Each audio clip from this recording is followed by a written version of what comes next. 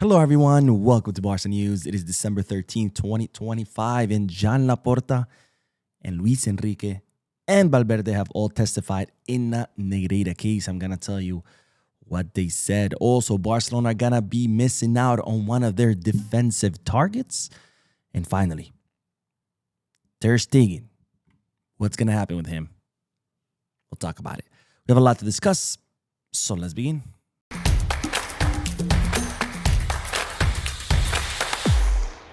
Hello everyone, welcome to the channel. My name is Mo.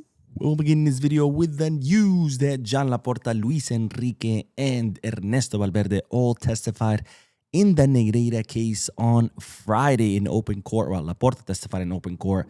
Both Valverde and Luis Enrique testified virtually from Bilbao and from Paris, respectively. Now, just to recap the Negreira case, I know I've recapped it a million times, but not everybody watches the channel every day. Not everybody watches every video. Of course, there's always new subscribers, but in case you're wondering what the Negreira case is about, it's regarding this man that you see on your screen. He's a retired or a former referee that between the years 2001 and 2018, Barcelona paid one of his companies for refereeing reports, which is pretty much a common practice in La Liga, where all top clubs pay for refereeing reports. These reports contain how different referees apply the different rules, who's strict, who's not, who likes to pull yellow cards, who doesn't, who, just extra knowledge for coaches and players to know how to handle different referees and different situations. Now, what the problem was is that during those years, Negreira was also one of the vice presidents of the technical committee of the referees, or the CTA. And as such, an investigation has been opened to see whether Barcelona influenced or bribed referees through the hiring of Negreira's company, since Negreira was one of the vice presidents. Now, 2.5 years into this investigation, there has been zero evidence that Barcelona bribed any referees. They even try to change the hypothesis, saying that Barcelona influenced the competition through promotion and demotion, where there was no money exchange, since there is no evidence of that. But instead, that Negreira would, promote referees who would favor Barcelona and demote those who didn't. Well, that hypothesis was quickly busted when it was discovered that Negreira had no power over promoting or demoting referees. In fact, he had no power at the CTA at all. He simply had held that title as an honorary one. He didn't even have a salary. He had no power. He was just a nobody at the CTA. But nonetheless, of course, the powers in Spain continue with this investigation. Why? Because, of course, Real Madrid have chosen this as their favorite excuse to excuse 18 years of Barcelona whooping their ass. Well, on Friday, Jan Laporta presented in court to testify about the Negreira case. He was specifically asked about the referee and reports because, Barcelona were paying Negreira's company for those reports. Barcelona released all those reports, but only from 2014 to 2018. So Laporta was asked also about why only reports from 2014 to 2018, where, of course, Madrid media have used that as, oh, see, they only have reports for the last 4 years of when they hired Negreira. How about the years before? That means they weren't getting the reports. They were using that money to bribe refs. By the way, Barcelona paid Negreira 7.2 million euros over the span of 18 years. If you divide that by 18 years, it's 300,000 something. You really think you can buy an entire La Liga season with 300,000 euros when referees make 300,000 euros a year, and there's 20 of them in first division? So, what were they bribing each ref? 30,000 euros? You think a referee would give up his 300,000 euro salary for 30,000 in cash? That's absolutely stupid. But anyways, this is what Jan Laporta had to say. We paid for reports not to favor Barca in any way. Barca at that time was admired around the world. It was an example and a benchmark in football. We didn't need any favors. In fact, I don't know Negreira or anyone in his circle. I've never had any relationship with them. I inherited these payments. I asked the sports management, and they told us to go ahead with the reports. So Jan Laporta saying, hey, we were paying for reports. I didn't know Negreira. I know his circle. When I became president, they told me, hey, these payments are for reports. I was like, okay, cool. Keep doing these reports. He didn't know he was coming from Negreira's company and saying this was not to favor Barca. We didn't need it. I mean, anybody with half a brain cell could watch Pep's Barca, could watch Tito Villanova's Barca, could watch Luis Enrique's Barca and realize that Barcelona dominated, not because with the help of refs, but because Barca was the best team in the world. Plain and simple. If you can't see that, well, you're too stupid for your own good. Now, John Laporta, of course, was asked about why only Barcelona have released the refereeing report from 2014 and 2018 and why there aren't reports from before. And where John Laporta said, we don't have reports from the first term because they are destroyed every 5 years. A common practice in any company, any corporation. Records are not held forever. They're destroyed every certain amount of years. So if you don't know this, have you even ever held a job? I'm talking to you, Madridistas.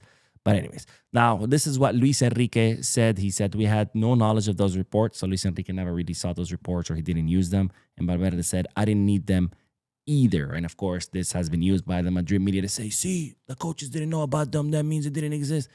No, that means that they didn't ask for them. You know, companies do reports all the time. They hire consultants to consult on all various topics. And if you work at the company and you want to look at those reports, you ask for them, you look at them, great. If you don't, then you don't. Again, have people not held a job ever at a company or corporation? Like, this is pretty easy questions that can be easily answered. But these days, of course, Madridistas, they're crybabies, so they don't want to ask the real questions. They don't want the real answers. They just want to scream Negreira, Negreira, Negreira, because, of course, that's much easier than accepting the fact that Barcelona was the best team in Europe. Plain and simple. If you can't accept that, that's your problem. It's not going to change the fact. Anyways, on to the next bit of news because, of course, today Barcelona defeated Osasuna 2-0 with a double of Coutinho, taking home 3 very important points. They're stretching their lead over Real Madrid to 7 points. Of course, Real Madrid do have a match tomorrow against Alaves, and depending on what happens, we'll see either the lead stay at 7 or decrease to 6 or go back to 4 points. But either way, an important victory for Barcelona. And of course, I did do the post-match live analysis. So if you want to hear my thoughts and opinions about today's match, make sure you check out the video on the channel. Now, the news is not regarding this, but in regards to Mark Ter Stegen, because Ter Stegen was officially declared fit. He was part of the squad today. He was on the bench. It's, of course, huge news because Ter Stegen has been out since July after he underwent back surgery. Now he's back, and of course, he's back right on time because if we plan to offload him in the winter transfer market, well, he has to be healthy, right? It's much more difficult to offload an injured player than it is a healthy one. Now, Hansi Flick in the pre-match press conference was asked, hey, Ter Stegen's back. Who's going to be your goalkeeper? And this is what Hansi Flick had to say. Juan is number 1. That's it. I'm not saying 2 or 3. We have confidence in all 3 goalkeepers. We have no plans to replace Juan. He's number 1, and he's doing very well. Now, in regards to Ter Stegen, he said, I talked to my players. It's my job, but it's something between the 2 of us. So Flick making it clear that even though Ter Stegen is back, Juan Garcia is number 1, period. But the question is, who's the number 2? And that Flick would not give an answer, right? Is it going to be Ter Stegen? Is it going to be Wojciech Szczesny? Now, of course, Barcelona do have an upcoming match in La Copa del Rey against Guadalajara.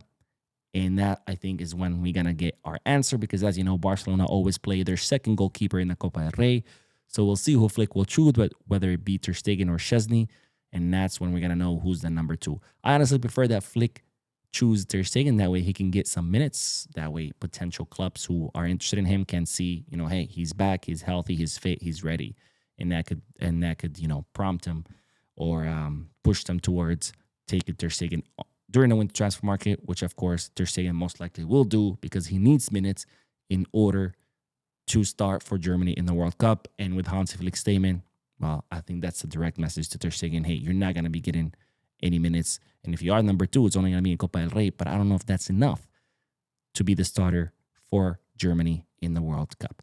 Anyways, on to the next bit of news because Barcelona will be missing out on one of their defensive targets because, as you know, Barcelona will be looking to reinforce the center back position in the summer transfer market. And one player on the list was Gonzalo Inacio, the 24-year-old center back currently plowing his trade at Sporting Lisbon. And, well, the news is that Gonzalo Inacio has decided to extend his contract from 2027 till 2030. Now, he has kept the same release clause of 60 million euros, but, of course, had he not renewed, he would have entered the final year of his contract come this summer. And that would have given Barcelona the advantage to try to negotiate down that release clause. But now that he has extended his contract, there's no way Sporting are going to want to accept anything less than the release clause, which pretty much means that this choice is over because Barcelona are not going to be paying 60 million euros for a center back. Now, Gonzalo Ignacio was something that Barcelona were interested in, given the fact that he's a left-footed center back, that he has strong ball distribution, that he has experience in European competitions. But again, after this renewal, most likely he's not going to be considered anymore. And of course, we still have other center backs Barcelona considering, like Marguerite or Nico Schlotterbeck. Now, speaking of Barcelona, of players that Barcelona are interested in, of course, one player that's always linked with Barcelona is Julian Alvarez, given that Barcelona will be looking to replace Robert Lewandowski come this summer transfer market. And Julian Alvarez was asked about this constant links with Barcelona. And this is what the Argentine had to say. Look, it doesn't bother me. I try not to pay too much attention, but I know people are talking. They talk on social media. I think there's more talk than what's actually happening. I'm very focused on this season, on what lies ahead with Atletico Madrid. So I try to ignore it and focus on myself, on continuing to grow as a player and on winning. So Julian saying they talk on social media. I think there's more talk than what's actually happening. And that, of course, is pretty true. The links are always in the media. People are always talking about it. And as much as Barcelona would love, I'm sure, to sign Julian Alvarez, the reality is that this signing is impossible given the price tag, as I've always said. Anyways, that is all the news for this video. Thank you guys for tuning in. Don't forget to hit the like button, subscribe to the channel, drop a comment, and as always, Visca Barça.